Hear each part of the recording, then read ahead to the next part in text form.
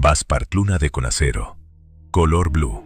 Green 0 pintaitose. Par def tab 70 es ato 140. Par titan factor 0. Expand 0. Kerning. Outload. Stroke Sava. Stroke C2. Imagina esta escena. Una comida familiar cualquiera. Mesa larga, voces mezcladas, platos que van y vienen. Se habla de fútbol, del trabajo, del precio de la vida. Alguien suelta una broma. Alguien se rede demasiado fuerte. Alguien mira el móvil para escapar. Y luego, de repente, el ambiente cambia por un segundo. Alguien menciona un nombre, una fecha, un lugar. Y la mesa entera se tensa. Un silencio raro, muy corto pero muy denso, cae en el aire. Otro cambia de tema con un chiste. Las risas vuelven. Nadie explica nada, pero te lo sientes. Hay algo. Casi todas las familias tienen ese algo. Un tema que nunca se toca. Un nombre que no se pronuncia. Una historia que se corta a la mitad. Puede ser un abuelo que se fue y no volvió. Una teda internada en un psiquiátrico. Un embarazo que no llega a término. Un tedo que estuvo en la cárcel. Un negocio arruinado por una traición. Una abuela que no era como las demás. Cosas que quizá escuchaste de niño en susurros desde la otra habitación. Cosas que, si preguntas directamente, provocan respuestas perfectas para cerrar la conversación. Eso ya pasa. Mejor no remover. No es importante. Eran otros tiempos. Pero lo curioso es esto. Lo que la familia intenta enterrar en el silencio, la vida lo saca por otro lado. Lo que no se dice, se acta. Lo que no se nombra, se repite. Imagina, por ejemplo, que hubo un hijo no reconocido. Un bebé que nació fuera del matrimonio, que nunca fue inscrito como parte oficial de la familia, que se dio en adopción o se perdió en una historia confusa. Nadie habla de él. La foto nunca estuvo en la estanterera, pero décadas después aparece un nieto con una sensación permanente de no pertenecer, de ser el extravo, el que siempre queda fuera del grupo, el que siente una soledad rara incluso rodeado de gente. No sabe de ese nieto borrado, pero su vida repite el mismo mensaje: no tienes lugar. Otro ejemplo, un suicidio. Un abuelo que un día desapareció y del que se dice simplemente murió joven. No se habla de la depresión, de la desesperación, del tabá. Se elimina la palabra, se elimina la causa, se elimina el contexto. A Foz después, un nieto vive como una tristeza profunda que no entiende, con impulsos autodestructivos, como una idea fija de que no debería estar aquí, aunque su vida, en apariencia, no está tan mal. La familia mira su malestar como algo individual, pero hay una sombra antigua en ese árbol que nadie ha mirado de frente. También están las historias de cárcel, de delitos, de violencia. Un tío que estuvo en prisión y del que se dice mejor no hablar. Una abuela que fue detenida por motivos políticos. Un bisabuelo que maltrata a todo el mundo y cuyo nombre provoca afán hoy miradas incómodas. Esos personajes suelen desaparecer de los relatos oficiales. No salen en las fotos, no están en las anécdotas de Navidad. Se convierten en fantasmas administrativos. Sin embargo, el sistema familiar los sigue teniendo en cuenta.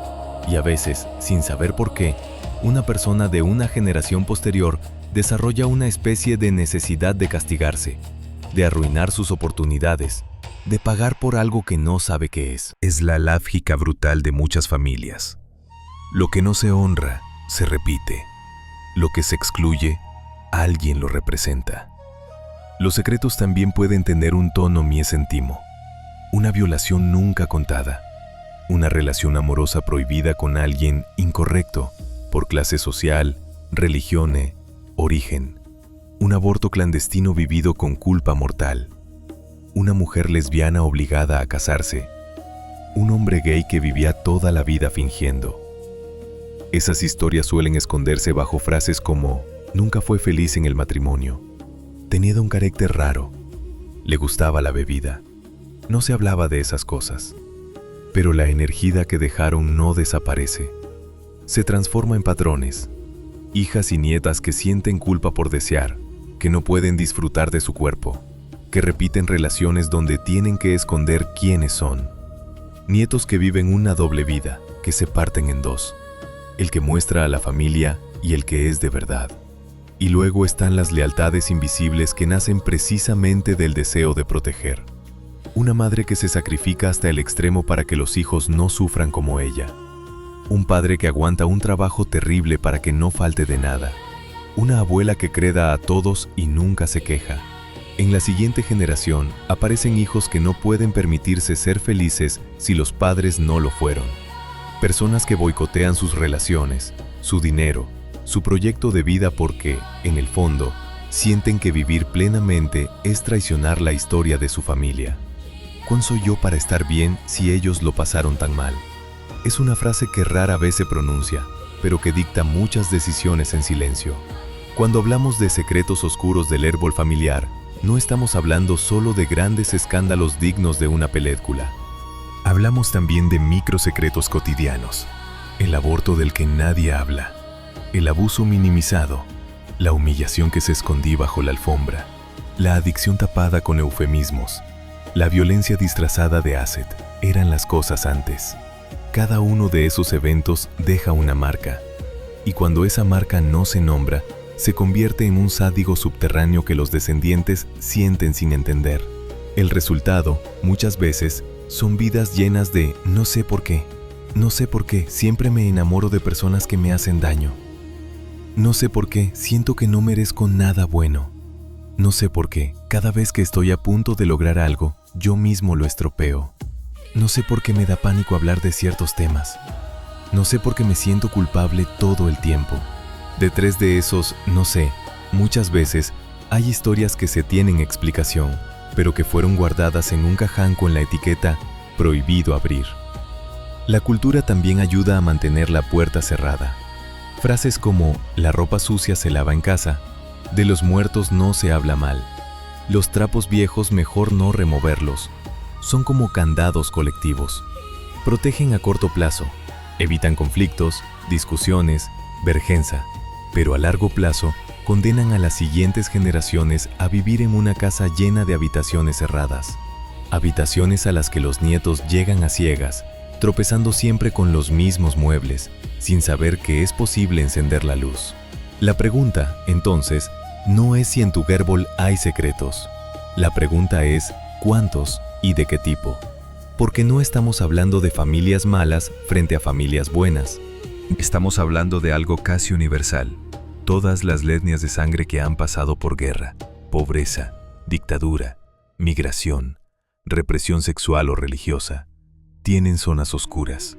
Lo que cambia es la forma en que cada familia decide convivir con ese pasado, negándolo, idealizándolo, dramatizándolo o atreviéndose a mirarlo con honestidad. En esta primera parte, abrimos la puerta a esa realidad incómoda. Tu vida puede estar respondiendo a historias que nadie te contó. En la segunda parte vamos a bajar un nivel más. Veremos, con ejemplos concretos, cómo estos secretos se convierten en síntomas, en decisiones, en destinos repetidos, y que señales te indican que tal vez no estás viviendo solo tu propia vida, sino también la vida no vivida de alguien más en tu árbol. Porque solo cuando reconoces qué sombra estás cargando, puedes empezar a soltarla. Siento se encuentra hijo, de prepárate listar como la piramas la superficie del árbol, los silencios, los nombres que incomodan, las historias cortadas. Ahora toca ver cómo todo eso se filtra hacia abajo, hacia ti, porque el secreto no se queda flotando en el aire, encuentra caminos. Y muchas veces esos caminos son tu cuerpo, tus decisiones, tus relaciones, tus casualidades de vida. Imagina a un chico que, aparentemente, lo tiene todo para que le vaya bien. Es inteligente, tiene estudios, cae bien a la gente. Pero cada vez que está a punto de lograr algo importante, hace algo que lo estropea. Llega tarde a una entrevista clave. Discute con la persona equivocada. Se olvida de enviar un documento. Deja un trabajo justo cuando iba a ascender. Si le preguntas, se encoge de hombros. No sé qué me pasa. Parece que siempre me saboteo. En su familia, de su abuelo solo se dice que era un desastre y que se lo busca todo él solito. Mucho tiempo después, alguien revela que ese abuelo fue a la cárcel por un fraude del que casi no era responsable, que se convirtió en el chivo expiatorio de un asunto mucho más grande. Nadie defendió su inocencia. La versión oficial queda simplificada. Era un infátil. El nieto, sin saber nada, empieza a comportarse como si llevara tatuado en la frente el mismo juicio. No merezco que las cosas me salgan bien. Su fracaso repetido es, en parte, un homenaje inconsciente a ese ancestro condenado en silencio. Otro ejemplo, una mujer que vive como una sensación permanente de no ser suficiente.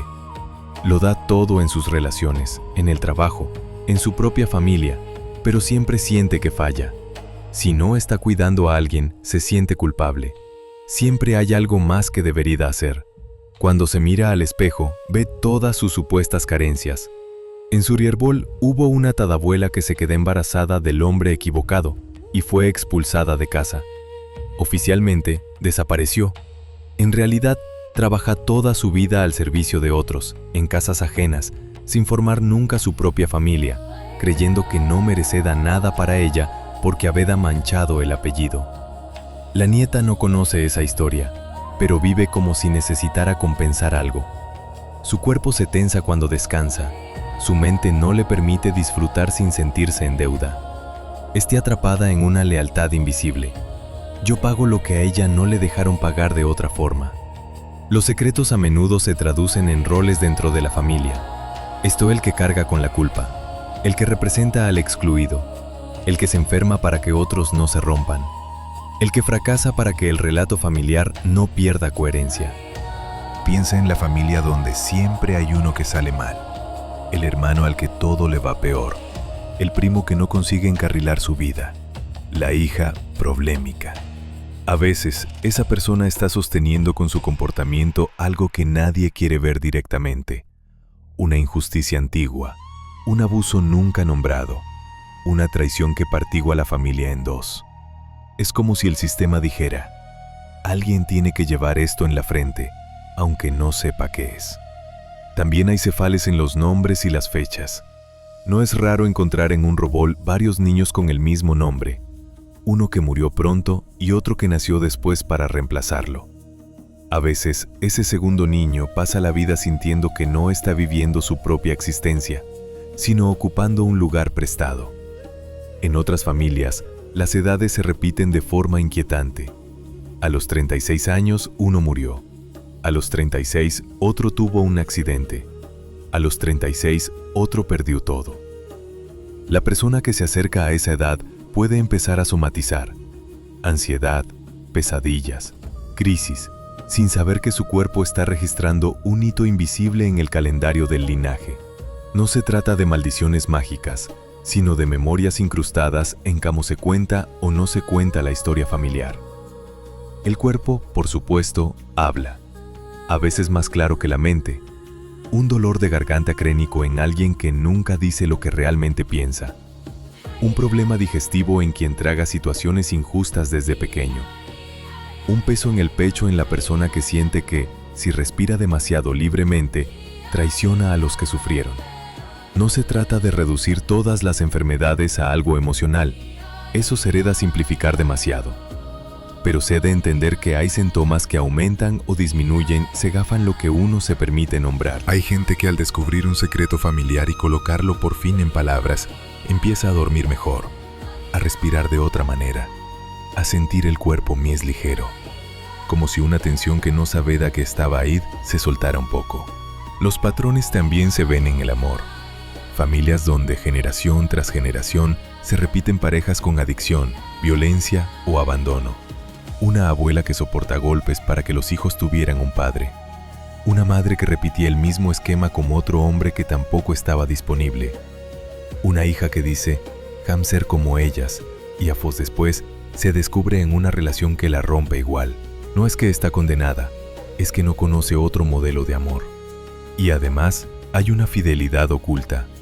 Si a ellas les toca sufrir, ¿de quién soy yo para vivir un amor sano? ¿No es casi una falta de respeto? Esa culpa invisible hace que a la mednima sea al de un amor tranquilo y respetuoso, la persona se asuste, dude, lo sabotee. no porque no lo quiera, sino porque no sabe habitarlo. Hay secretos relacionados con el dinero que se traducen en conductas extremas. Un bisabuelo que se enriqueció a costa de otros y del que solo se cuenta la versión heroica. Una familia que subí de clase gracias a negocios poco limpios, pero que nunca habla de ello. Generaciones después, un descendiente siente que todo lo que gana se va como agua entre los dedos. Cada vez que empieza a prosperar, algo pasa. Malas decisiones, pérdidas, demandas, inversiones desastrosas. Otra descendiente, al contrario, acumula y acumula dinero sin permitir que le brinde ningún placer real.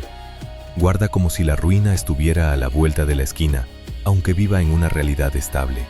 Uno puede estar pagando, otro puede estar reparando. Sin saberlo, sus cuentas bancarias son el campo donde se juega la ética no resuelta del linaje.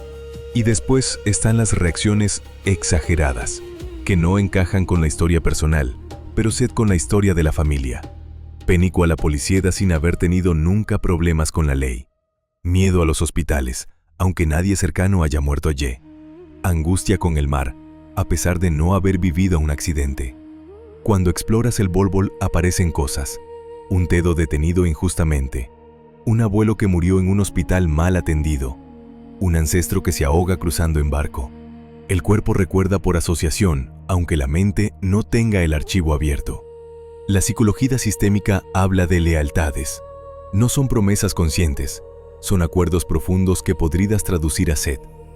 Yo como Tefa, para no dejarte solo en lo que viviste. Si a ti no te dejaron ser libre, yo tampoco seré el del todo libre. Si Tefa fuiste excluido, yo me sabotaré hasta sentirme fuera. Si tu dolor quede oculto, yo lo mostraré con mi sentoma. Estas lealtades pueden tener un lado hermoso, honran el vínculo, reconocen que nadie quiere separarse de los suyos, pero también un coste enorme. Sigues atado a experiencias que no son tuyas, en circunstancias que ya no son las mismas. Es como llevar puesta una armadura pesada hecha para una guerra que terminase décadas. Hay una frase que se repite mucho en este tipo de trabajo. Lo que no se honra, se repite. Honrar no significa glorificar ni justificar. Significa mirar, decir, esto pasa. Darle un lugar en la historia. El problema con los secretos es que hacen justo lo contrario. Expulsan, niegan, borran. Y el sistema familiar, que funciona como una especie de organismo vivo, intenta reparar esa expulsión trayendo de vuelta, una y otra vez, el mismo tema disfrazado de otra cosa. Un secreto de violencia puede regresar como una cadena de parejas agresivas. Un secreto de exclusiva puede regresar como hijos que se sienten siempre fuera. Un secreto de abuso puede regresar como generaciones con dificultades para confiar, para relajarse, para entregarse al placer. Por eso, muchas personas tienen la sensación extraña de que su vida no les pertenece del todo, que están arrastrados por algo que no controlan, que reproducen patrones que detestan, que se ven pensando y diciendo cosas que odio en sus padres, en sus abuelos. La buena noticia es que esa sensación no es el final de la historia. Es el principio. Es la señal de que algo quiere salir a la luz. En esta segunda parte hemos puesto ejemplos, escenas, situaciones para que puedas reconocer, quizá, un trozo de tu propia historia. No se trata de obsesionarse ni de ir a la casa de culpables.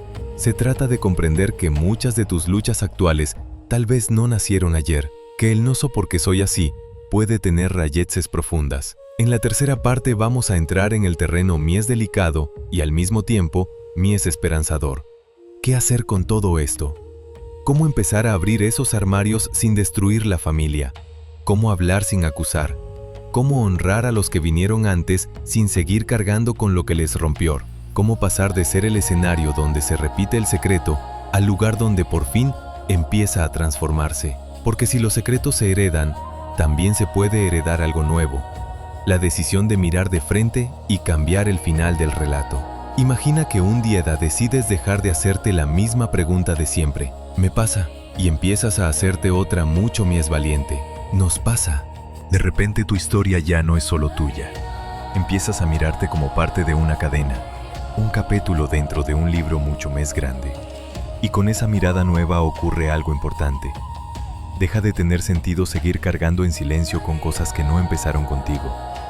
La idea no es convertirte en juez de tu familia, ni en detective obsesionado con destapar todo. La idea es permitir que entre algo de luz donde durante décadas solo hubo sombra.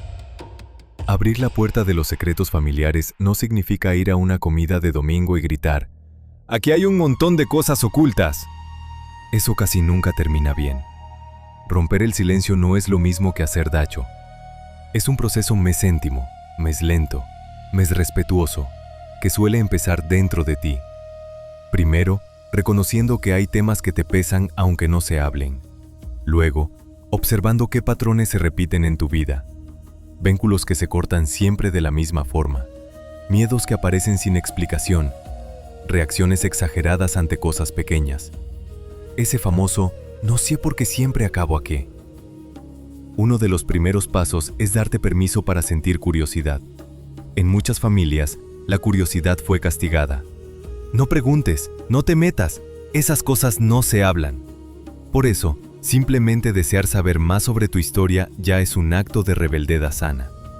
Puedes empezar suave, sin dramatismo, preguntando a quién está dispuesto a hablar, escuchando historias de infancia de tus padres, de tus abuelos, mirando fotos viejas, leyendo documentos, certificados, cartas. A veces, una simple frase cambia la perspectiva. Descubres, por ejemplo, que esa tedá rara en realidad estuvo internada por una depresión fuerte, que ese tedo desaparecido vivió una vida entera en otro país, que ese abuelo se fue porque quiso, en realidad huyó de una violencia insoportable. De golpe, las etiquetas simplistas se rompen y aparecen personas reales, con dolor y motivos. Pero llegar a la verdad histórica no siempre es posible. Hay familias donde casi todos los protagonistas ya han muerto, donde los documentos se perdieron, donde la gente sigue cerrada y no quiere hablar. Entonces, ¿ves qué haces? Rendirte tampoco ayuda. Lo que sé puedes hacer es trabajar con lo que se da, tus sensaciones, tus lealtades, las frases que has escuchado toda la vida, los silencios que notas, las emociones que se activan cuando miras ciertos temas. Aunque no sepas exactamente qué pasa, puedes reconocer que algo pasa. Puedes decir interiormente: sé a qué hubo dolor, aunque no conozca todos los detalles. A veces, simplemente admitir eso ya te coloca en otro lugar. Otro movimiento clave es dejar de culparte por cosas que no te pertenecen. Muchas personas sienten vergüenza por la violencia de sus ancestros, por delitos, por traiciones, por ideologías. O al revés, sienten una especie de obligación de ser fieles a un relato heroico que no les encaja. Ni lo uno ni lo otro te deja vivir en paz. No eres responsable de lo que hicieron los que vinieron antes, pero sí eres responsable de lo que haces tafa con esa herencia. Puedes sostener una frase simple y poderosa dentro de ti. Eso fue suyo. Esto es mío. Su miedo, su odio, su dureza, sus decisiones les pertenecieron a ellos. Tu responsabilidad está en no seguir multiplicándolo sin conciencia. También es importante entender que mostrar un secreto no significa destruir la familia. De hecho, muchas veces es al revés. Lo que rompe de verdad son las cosas que se sostienen a oscuras. Padres y madres que sienten que si se enteran los hijos, no lo soportarán. Pero subestiman la sensibilidad de esos hijos, que ya llevan a funos percibiendo algo raro. Poner en palabras una historia, con cuidado y respeto, puede ser un acto de amor. Pasé esto, fue duro, me equivoqué, nos equivocamos. Lo hicimos así porque no sabíamos otra forma, y me duele. Esa frase abre un espacio nuevo. No busca justificar ni limpiar la culpa de golpe. Busca dejar que el peso deje de ser un tabaja y se convierta en algo que se puede sostener entre varios. Claro que no siempre se puede hablar con todo el mundo. A veces, la persona con la que necesitarás hablar ya no está o no tiene la capacidad de mirarse. En esos casos, puedes trabajar desde ti, sin esperar que el resto te acompañe. Mucha gente escribe cartas que nunca envía. Se sienta a hablar en voz alta como una silla vacía. Pone palabras a lo que le habría gustado decir. Esto me dolié, esto me falta, esto nunca se nombre. Necesito reconocerlo para poder seguir. No es teatro, es darle una forma concreta a algo que llevaba a funos quedando sin nombre dentro de tu pecho. Hay un gesto simbólico muy simple y muy potente: hacer una especie de altar pequeño a tu propia historia. No hace falta que sea nada religioso. Puede ser un rincón con una foto, una vela, una piedra, una carta doblada, un lugar que diga: ¿a qué reconozco lo que fue? Puedes poner los nombres de quienes fueron excluidos, un objeto que los represente, una palabra que nunca se dijo. Ese pequeño acto es justo lo contrario del secreto. Es una declaración de existencia, una forma de decir: ya no estás borrado, ya no está fuera del mapa. En muchos casos, cuando se hace este tipo de gesto interno, la persona empieza a notar cambios sutiles: menos culpa, menos rabia sin dirección, menos sensación de tener que pagar una deuda eterna. Romper el patrón también implica aprender a elegir distinto. Si en tu familia el conflicto siempre se escondió, quizá a ti te toque aprender a hablar cuando algo duele. No hace falta gritar ni dramatizar. Basta con decir: esto me afecta, esto no lo quiero repetir, necesito otra forma de relacionarme. Si en tu casa siempre se minimizó el duelo, a lo mejor tu trabajo consiste en darte permiso para tomarte en serio tu propio dolor. Dejar de compararlo con el de generaciones anteriores. Ellos sé que sufrieron de verdad. Lo miedo no es nada. Y reconocer que lo que vives ahora también importa. A veces la forma de honrar a quienes lo pasaron peor no es seguir sufriendo como ellos, sino permitiéndote vivir algo que ellos no pudieron. Si a tus abuelas les negaron el placer, tal vez tu gesto de reparación es aprender a disfrutar sin culpa. Si a tus antepasados se les prohibió estudiar, tal vez tu movimiento es formarte, usar tu voz, crear. Si a alguien en tu linaje lo callaron por pensar diferente, quizá tu tarea es atreverte a decir: no estoy de acuerdo, sin desaparecer por ello. No desde la arrogancia, sino desde la conciencia de que cada pequeño acto de libertad tuyo le habla hacia atrás a toda la cadena. Por último, hay algo muy importante: entender que no vas a arreglar a tu familia. No eres terapeuta de tus padres, no eres redentor de tus abuelos, no estás aquí para salvar a todo el mundo. Estás aquí para vivir tu vida lo más despierto posible. Eso, en sí mismo, ya es un cambio enorme. Cuando dejas de repetir inconscientemente una historia, el guión familiar se altera. Puede que algunos se resistan, se enfaden, te acusen de ser diferente, de creerte mejor, de no entender lo que fue la vida antes. Pero en el fondo, aunque no lo digan, también estás abriendo un camino para ellos. A veces se necesita que uno de la familia haga algo distinto para que, a pos después, otros se atrevan también. Al cerrar este recorrido, la pregunta inicial cambia de forma. ¿Ya no solo esconden mis ancestros? Secretos hay en mi bol. Ahora la pregunta se vuelve mes personal, mes presente. ¿Quiero yo seguir escondiendo y qué estoy dispuesto a ver? Porque llegará un momento en el que el secreto ya no será solo lo que pasa hace generaciones, sino lo que te haces hoy con lo que sabes. Puedes seguir viviendo como si nada, puedes seguir jugando el papel que te asignaron, obedeciendo a lealtades antiguas, repitiendo frases que no son tuyas. O puedes aprovechar este punto de conciencia para elegir otra cosa, mirar hacia atrás con respeto, hacia adelante con responsabilidad y al centro, hacia tu propia vida, con una mezcla de ternura y valentía. Los secretos oscuros del árbol familiar no desaparecen de un día para otro. No se limpian con un solo video, ni con una sola conversación. Pero cada vez que alguien decide decir: aquí hubo algo, en vez de esto no se habla, el árbol entero se mueve 1.000 metros hacia la verdad. Y 1.000 metros hacia la verdad, en términos de generaciones, puede ser la diferencia entre un linaje que sigue girando en círculo y otro que, por fin, empieza a caminar en otra dirección. Puede que no hayas elegido las historias que heredaste, pero sí puedes elegir cómo termina el capítulo que te toca escribir. Y, quizás, la mayor revolución que puedes ofrecerle a tu árbol no es descubrir todos sus secretos, sino atreverse a vivir una vida menos dominada por el miedo y la vergüenza. Una vida donde lo oscuro no se niega, sino que se integra, donde el pasado no dicta tu destino, sino que te susurra: hazlo distinto. Y por primera vez en mucho tiempo, escuchas.